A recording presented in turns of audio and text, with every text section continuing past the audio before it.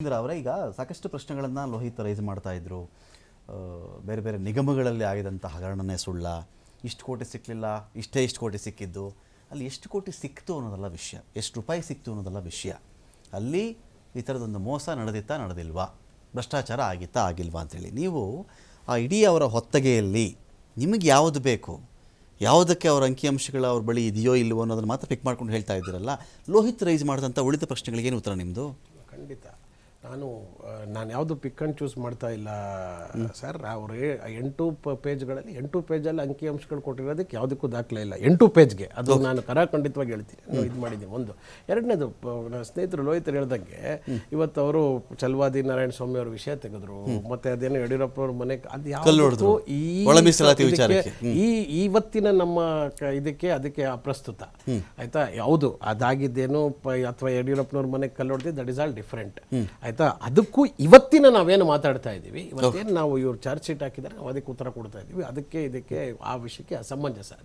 ಇವ್ರು ನಮಗೇನು ನಮ್ಮ ಇದನ್ನು ಒಪ್ಕೊಂಡ್ರು. ಹೌದು, ನಾವೇನು ಮಾಡಿದ್ವಿ, ತಕ್ಷಣ ಮಂತ್ರಿಗಳನ್ನ ತೆಗೆದ್ವಿ, ಲಾ ವಿಲ್ ಟೇಕ್ ಇಟ್ಸ್, ಆಯೋಗ ರಚನೆ ಮಾಡಿದ್ದೀವಿ, ಇದಾಗ್ತದೆ. ಯು ಶೋ ಇವಾಗ ಆಗಿದೆ. ನಾವು ಎಲ್ಲಿ ಸರ್ಕಾರ ಅದನ್ನು ಮುಚ್ಚಾಕತಕ್ಕಂಥ ಪ್ರಯತ್ನನೋ ಅಥವಾ ಅವ್ರ ಮೇಲೆ ಆ್ಯಕ್ಷನ್ನೇ ತಗೊಳ್ಳದೇ ಇರತಕ್ಕಂಥ ಪ್ರಯತ್ನನೋ ಅಥವಾ ಸುಮ್ಮನೆ ಏನೋ ಮಾಡಿರ್ತಕ್ಕಂಥ, ಹೆಂಗೆ ಇಡಿ ಅಂತ ಸುಮ್ಮನೆ ಬಿಡ್ತಾ ಇದ್ರಲ್ಲ, ಆ ಥರ ಏನಾರು ಮಾಡಿರ್ತಕ್ಕಂಥ ಪ್ರಯತ್ನ ಎಲ್ಲಾಗಿದೆ ತೋರಿಸಿ.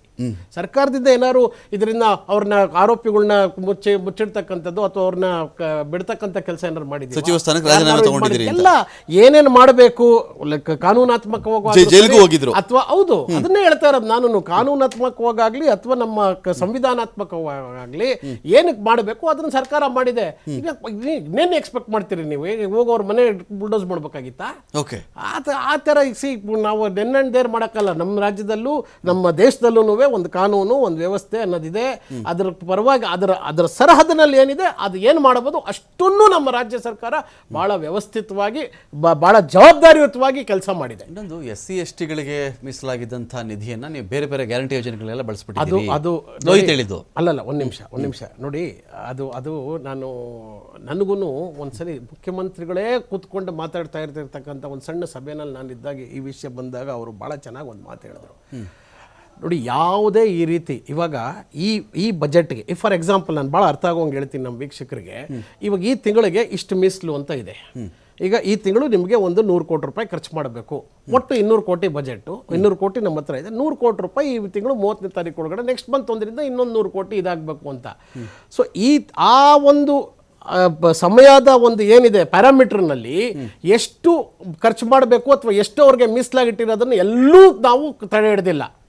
ಇವಾಗ ಎಕ್ಸ್ಟ್ರಾ ಏನಿದೆ ಅದರಲ್ಲಿ ದುಡ್ಡು ತಗೊಂಡು ಡೈವರ್ಟ್ ಮಾಡಿದ್ದಾರೆ.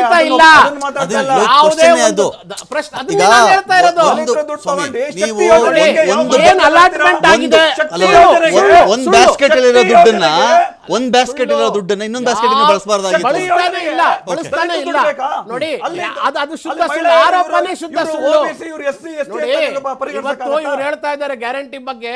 ನಾನು ಒಂದು ಮಾತು ಹೇಳಕ್ ನಮ್ಮ ಸ್ನೇಹಿತರಿಗೆ ಹೇಳಕ್ ಇಷ್ಟಪಡ್ತೀನಿ. ಮೊನ್ನೆ ಈಗ ಒಂದು ತಿಂಗಳು ಮುಂಚೆ ಇವರು ವಿಜೇಂದ್ರನ್ ಅವರು ನಮ್ಮ ಇದರಲ್ಲಿ ಫ್ರೀಡಂ ಪಾರ್ಕ್ ಅಲ್ಲಿ ದೊಡ್ಡ ಪ್ರತಿಭಟನೆ ಇಟ್ಕೊಂಡಿದ್ರು, ಅಹೋರಾತ್ರಿ ಪ್ರತಿಭಟನೆ. ನಾನು ಅವತ್ತು ಓಕ್ಲಿಪುರದಲ್ಲಿ ಇದ್ದೆ.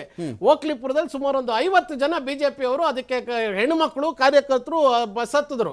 ಬಸ್ ಹತ್ಕೊಂಡು ಫ್ರೀ ಬಸ್ನಲ್ಲಿ ಹೋಗಿ ಅಲ್ಲಿ ಇಳಿದು ಇವರು ಅದ್ರ ವಿರುದ್ಧವಾಗಿ ಪ್ರತಿಭಟನೆ ಮಾಡಿದ್ದು. ನಾನೇ ಅದೇ ಬಸ್ಸಲ್ಲಿ ಇದ್ದೆ.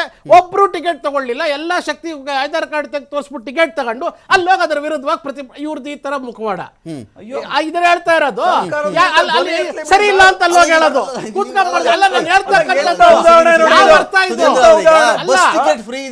ಪ್ರತಿಭಟನೆ ಮಾಡಕ್ ಆಟೋದಲ್ಲಿ ಹೋಗ್ಬೇಕಾಯ್ತು.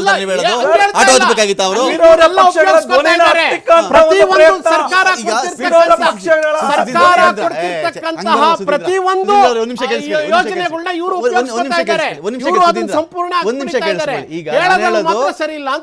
5 ಯೋಜನೆಗಳ ಫಲಾನುಭವಿಗಳು ಈ ನಾಡಿನ ಹೆಣ್ಣು ಮಕ್ಕಳು ಜನ ಇದ್ದಾರೆ ಅನ್ನೋ ಒಂದೇ ಒಂದು ಕಾರಣಕ್ಕೆ ನಿಮ್ಮ ಕಡೆಯಿಂದ ಬೇರೆ ತಪ್ಪುಗಳಾಗಿದ್ದಾಗ ನಿಮ್ಮದೇ ಯೋಜನೆಯ ಫಲವನ್ನು ಅವರು ಪಡೆದುಕೊಂಡು ಅದ್ರ ವಿರುದ್ಧ ಧ್ವನಿ ಎತ್ತಬಾರ್ದು ಅಂತ ನಿಮ್ಮ ಉದ್ದೇಶ ಇಲ್ಲ. ಈಗ ನೀವು ವೃಥಾದ ಧ್ವನಿ ಎತ್ತಬಾರ್ದು. ಈಗ ನೀವು SC ST ಫಂಡ್ ಡೈವರ್ಟ್ ಅಂತ ಹೇಳಿದ್ರೆ ಎಲ್ಲಿದೆ ಆಧಾರ?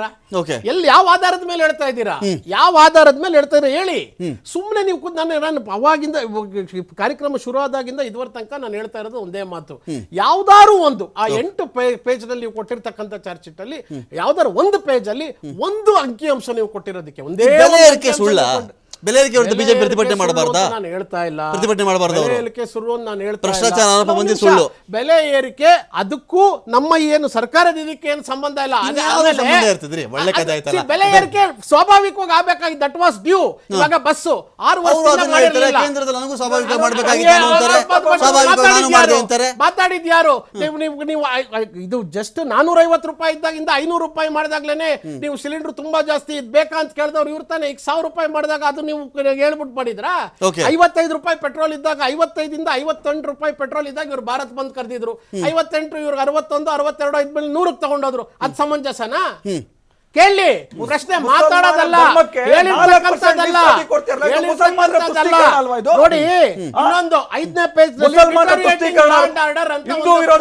ಮಾಡ್ಬಿಟ್ಟಿದ್ದಾರೆ ಡಿಟರೇಟಿಂಗ್. ಅಲ್ಲಿ ಪರಮೇಶ್ವರ್ ಅವ್ರದ್ದು ಭಾವಚಿತ್ರ ಎಲ್ಲ ಬಹಳ ವಿಕೃತವಾಗಿ ಹಾಕಿ ಎಲ್ಲ ಮಾಡಿ ಅಲ್ಲಿ ಡ್ರಗ್ಸ್ ವರ್ತ್ 21 crore ಸೀಸ್ಡ್ ಅನ್ನೋದು ಒಂದು ಪಾಯಿಂಟ್ ಇದೆ. ಗುಜರಾತ್ ನಲ್ಲಿ 7303 ಕೋಟಿ ವರ್ತ್ ಡ್ರೆಸ್ 180 kg ಒಂದ್ಸಲಿ 200 kg ಒಂದ್ಸಲಿ ಸೀಸ್ ಆಯ್ತು. ಏನಾರು ಮಾತು ಅದಕ್ಕೆ ಏನಾರು ಅಲ್ಲಿ ಕಾಲ್ಗಾರೆ ಬಹಳ ಚೆನ್ನಾಗಿದ್ಯಾ ನಿಮ್ ಲ್ಯಾಂಡ್ ಆರ್ಡ್ರು? 21 kg ಚೆನ್ನಾಗಿರೋದಕ್ಕೆ ಸೀಸ್ ಮಾಡಿದೀವಿ. ಚೆನ್ನಾಗಿರೋದಕ್ಕೆ ಸೀಸ್ ಮಾಡಿದೀವಿ. ಇಲ್ಲೂ ಲ್ಯಾಂಡ್ ಆರ್ಡರ್ ಚೆನ್ನಾಗಿರೋದಕ್ಕೆ ತಪ್ಪು ಮಾಡಿದ್ರೆ ಶಿಕ್ಷೆ ಆಗುತ್ತೆ. ಹೇಳೋದು ಮಾತು ಒಪ್ಕೊತೀನಿ. ಇಲ್ಲೂ ಲ್ಯಾಂಡ್ ಆರ್ಡರ್ ಚೆನ್ನಾಗಿರೋದಕ್ಕೆ ನಾವು 21 kg ಸೀಸ್ ಮಾಡಿರೋದು. ಇವರೇ ಅದಕ್ಕೆ ಉತ್ತರ ಕೊಟ್ಟರು, ಬಹಳ ಥ್ಯಾಂಕ್ಸ್ ಅದಕ್ಕೆ. ಆಮೇಲೆ ಇನ್ನೊಂದು 43,000 ಸ್ಕೂಲ್ ನಲ್ಲಿ ಡಿಸೇಬಲ್ ಫ್ರೆಂಡ್ಲಿ ಟಾಯ್ಲೆಟ್ ಇಲ್ಲ ಅಂತ ಬರೆದಿದ್ದಾರೆ. ವಿಶೇಷಚೇತನರಿಗೆ ಅನುಕೂಲವಾಗುವಂತ ಶೌಚಾಲಯ ಇಲ್ಲ ಅಂತ. ಇದಕ್ಕೂ ಅಷ್ಟೇ ಇದು ಹೇಳ್ತೀನಿ, 43,000 ಆ ಸ್ಕೂಲ್ ಎಲ್ಲ ಇರತಕ್ಕಂಥದ್ದು ಅಂದ್ರೆ ಗೌರ್ಮೆಂಟ್ ಶಾಲೆ ಇರತಕ್ಕಂಥದ್ದು. ಇವ್ರು ಬರೀ ಟಾಯ್ಲೆಟ್ ಬರ್ದಿರೋದಕ್ಕೆ ಇರೋ ಸ್ಕೂಲ್ಗೆ ಆ ನಂಬರ್ಗೆ ಮ್ಯಾಚ್ ಆಗಲ್ಲ.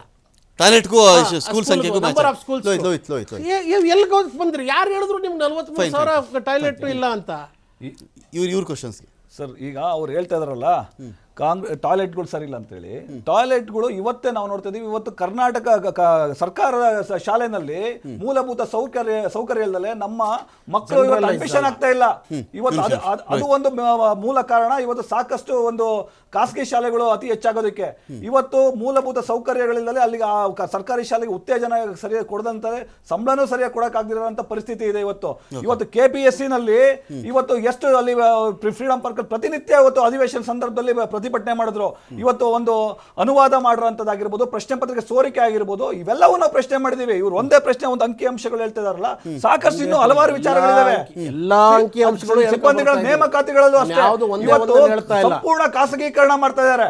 ಇವತ್ತು ಒಂದು ನೇಮಕಾತಿ ಸಂಬಳ ಕೊಡೋದಕ್ಕಾಗ್ದಲೆ ಔಟ್ಸೋರ್ಸಿಂಗ್ ಮೂಲಕ ಸಂಪೂರ್ಣ ಖಾಸಗೀಕರಣದ ಒಂದು ಸರ್ಕಾರ ನಡೆ ಇದೆ. ಇದು ಒಂದು ರೀತಿ ಸಾಕಷ್ಟು ಸಮುದಾಯಗಳಿಗೆ ಅನ್ಯಾಯ ಮಾಡ್ತಿರೋಂಥದ್ದು. ಇವತ್ತು ಏನು ಇವತ್ತು ಓದಂತ